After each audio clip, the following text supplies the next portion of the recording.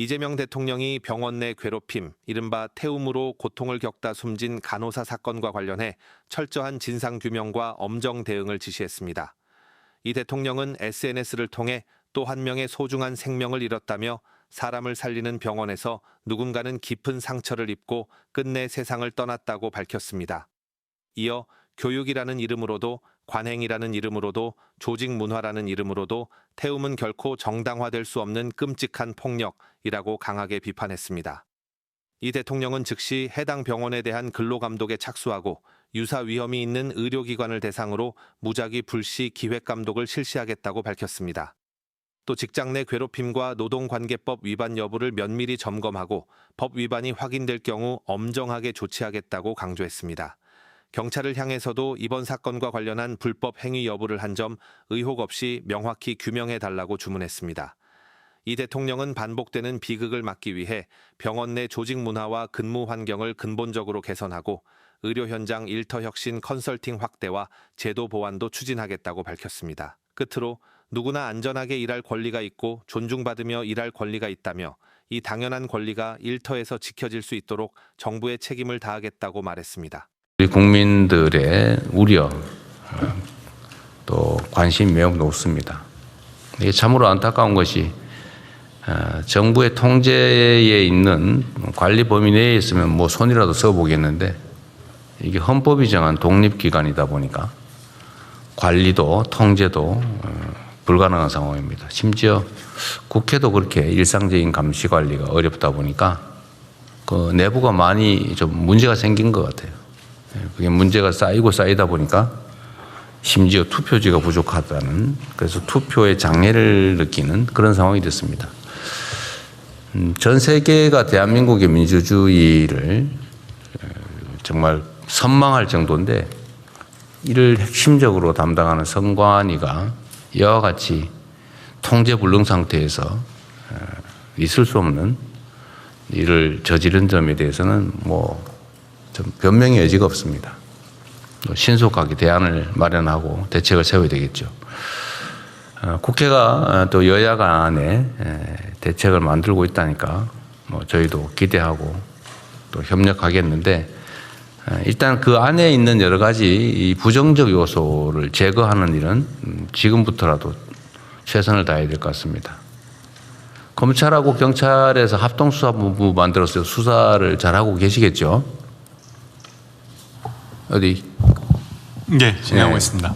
몇 명 정도 규모입니까 지금? 현재 30명 정도 됩니다. 30명. 검경 합쳐서? 예, 합쳐서 그렇습니다. 계속 숫자는 좀 늘어나고 있습니다. 좀 늘려야 될 것 같아요. 이게 이제 이번에 투표 과정에서 생긴 문제도 중요한데, 예. 그거와 관련되어 있는 간접적인 좀 부정부패 사안이라든지 또 그 과정에서 드러나고 있는 황당무계한 일들이 있지 않습니까? 예를 들면 예산 낭비라든지 또는 전에는 문제는 해결됐는지 모르겠는데 채용 비리 문제 같은 것도 잘 정리됐나 모르겠어요. 어쨌든 그런 문제든 아니면 내부 운영 과정에서 국민들이 납득하지 못하는 황당한 일이 많이 생기는 것 같은데 그런 문제들에 대해서도 수사상 필요하면 충분히 다 수사하면 좋겠어요. 전반적인 진상 규명에 집중하겠습니다. 네. 어쨌든 내부가 좀 경각심을 갖지 않고 좀 방만하게 운영한 측면이 있는데 그 점에 대해서 형사적으로 문제되는 부분들은 다 정확하게 수사하고 밝혀서 책임을 물어야 될 것 같습니다. 네, 살펴보도록 하겠습니다. 네. 그리고 지금 주식시장 관련해서 이런 여러 가지 정책들을 지금 정책실에 준비하고 있다고 했죠. 관련 부처도 다 같이 의논하고 있을 것 같은데 이게 주식 매각대금 청산이 지금 현재는 이틀이 걸리지 않습니까? 근데 이걸 좀 앞당기자는 논의를 하는 모양인데 그 시행 시기와 관련해서 내년 하반기 이렇게 얘기를 한다고 하는데 꼭 그래야 되는지 한번 점검해 주시기 바랍니다. 각 부처들도 마찬가지로. 예. 기술적인 약간의 좀 어려움이 있는데요. 또 방안을 찾고 있습니다. 네, 이게 이제 주식 시장 참여자들 입장에서는 내가 주식을 팔았는데 요즘 같은 세상에 그 돈 돌려봤는데 이틀씩 걸리냐 납득이 잘 안 될 수도 있고 또 이게 그 해당 증권사들은 그 사이에 이 자금을 이용해서 꽤 혜택을 보는 모양이에요. 그게 좀 정당하지 않은 측면도 있어서 좀 단축하기 바랍니다.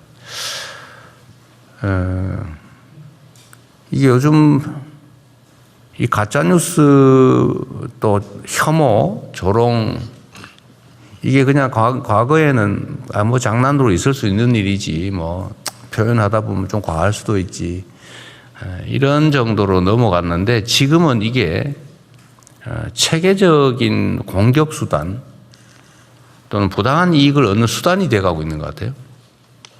그래서 이게 과거처럼 단순히 뭐 우물가에 몇 사람 모여가지고 뭐 재미로 하는 가짜 뉴스, 누가 뭐라 그러더라 이런 수준이 아니고 뭐 인공지능으로 아예 자료를 아무도 식별을 못할 정도로 만들어가지고 명백한 허위 사실을 정말로 그럴듯하게 퍼뜨려서 갈등을 조장하거나 아니면 부당한 이익을 얻는 수단으로 사용되는 측면이 있습니다. 그리고 또 이런 것도 있는데 제가 법학을 배우고 법률가로 활동할 때는 뭐뭐뭐라는 소문이 있더라, 뭐뭐라고 하더라 이런 것도 누가 그런 소문을 냈다고 하는 게 사실이라 하더라도 그 소문이 사실이 아니면 허위사실 공표로 책임을 져야 된다는 거잖아요. 그런데 따옴표를 쳐가지고 땡땡땡땡이라고 주장하더라고 무책임하게 사실상 허위사실을 공표 확산하는 그런 행위가 너무 당연한 것처럼 마치 그게 진실을 전달한 것처럼 이렇게 악용되는 경우가 많은 것 같아요. 우리 안교백 장관님이 어디 가서 대형 사고를 쳤다고 우리 조현 장관님이 얘기를 했다고 하면 조현 장관이 그렇게 말하더라 라고 하는 행위 자체는 진실을 말한 것 같지만 사실은 아니죠. 그게 사실 이게 이제 일반적인 상식인데 그런 소문이 있다는 게 사실이니까 라고 해서 책임이 없는 것처럼 생각하는 경우가 꽤 있는 것 같아요. 근데 이 점을 좀 명확하게 해야 됩니다. 그건 말이 안 되죠. 언제나 확인해야지 다른 사람의 인격이나 아니면 이해관계에 관한 그런 허위 주장을 누가 카더라라고 전파하면 안 되죠. 그래서 이런 점에 대해서 우리 분쟁이 될 경우에 수사기관이 좀 엄정하게 하면 좋겠어요. 이게 가짜뉴스나 조롱 혐오 또는 뭐 조작물 이런 것들을 전달하는 게 과거처럼 그냥 한두 개인의 피해로 그치는 게 아니라 이게 이제 엄청난 사회적인 갈등 대립을 초래하잖아요. 엄청난 사회적 비용을 부담해야 되기 때문에 과거와 다르게 평가해야 될 것 같습니다. 이게 엄청난 사회적인 분란을 가져오잖아요. 뭐 부정선거 이런 제가 그런 걸 가끔 보면 아니 이게 부실한 건 사실인데 그렇다고 그게 전체적인 선거 자체가 부정될 부정선거는 아니잖아요. 의도를 가지고 했는지는 밝혀봐야 되겠지만 어쨌든 그런 점에 대해서 그 수사기관이 좀 엄정하게 좀 책임의 강도를 좀 높여주면 좋을 것 같습니다.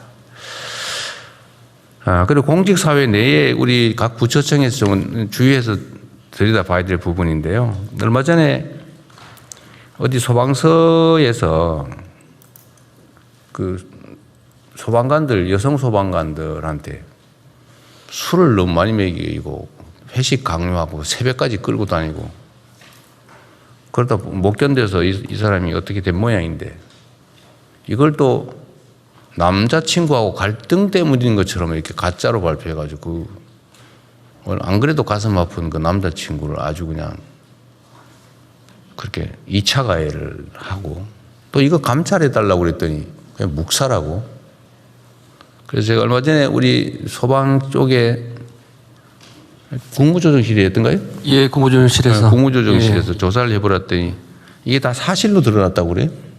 예, 사실 드러났습니다. 예. 이게 막상 결국은 정말 이게 유명을 달리하는 그 본인의 고통은 얼마나 심각했을 것이며 또 이걸 잃은 그 남자친구라 그 가족들은 얼마나 가슴 아플 것이며 이거 좀 밝혀달라고 하는데 이것도 묵살해가지고 얼마나 또 속쓰렸을 것이며 이게 입장을 바꿔 생각하면 어떻게 이럴 수가 있습니까? 직장이 먹고 살겠다고 직장을 갔더니 상사라는 사람들이 겨우 하는 짓이 그 뭐 자기들의 놀객감 비슷하게 술 먹고 노는 유흥 대상으로 쓴 거 아닙니까? 이 직장 내 갑질이라고 하는 거죠. 이것도 아주 최악의 갑질인데 이게 문제는 이게 그렇게 심각한 행위인 줄 모른다는 거예요. 아, 뭐 술 좀 같이 먹고 같이 좀 시간 좀 보내자는데 뭐 부하 직원이 그 정도는 할 수 있지. 이렇게 생각하는 경향이 있다는 거예요. 과거에는 이게 뭐 그렇게 할 수 있었겠죠. 뭐 노래방 데려가서 노래시키고. 그래서 이게 각 부처청에서 좀 각별히 좀 챙겨주면 좋겠습니다. 혹시 이런 요소가, 아니, 이런 게 지금 최근에 벌어진 일아니. 어떻게 이럴 수가 있어요, 이게. 각 부처청에서 내부 조직 점검을 꼭 좀 해보십시오. 이게 조직 내 문화에서 그 여직원들을 상사 옆자리에 앉히려고 일부러 그런다든지, 아직도 그러고 있다 그래요. 그 여성들한테, 여성 직원들한테 술 따르라 그러고 말이에요. 2차 가는데 강제로 데려가고 술 억지로 먹이고 원샷 시키고 그 술 싫다는데 왜 원샷을 시킵니까? 그 자기나 먹지. 어쨌든 직장 내 이런 갑질 요소들은 다시는 이런 얘기 안 나오게 각별히 챙겨주기 바랍니다. 이상입니다.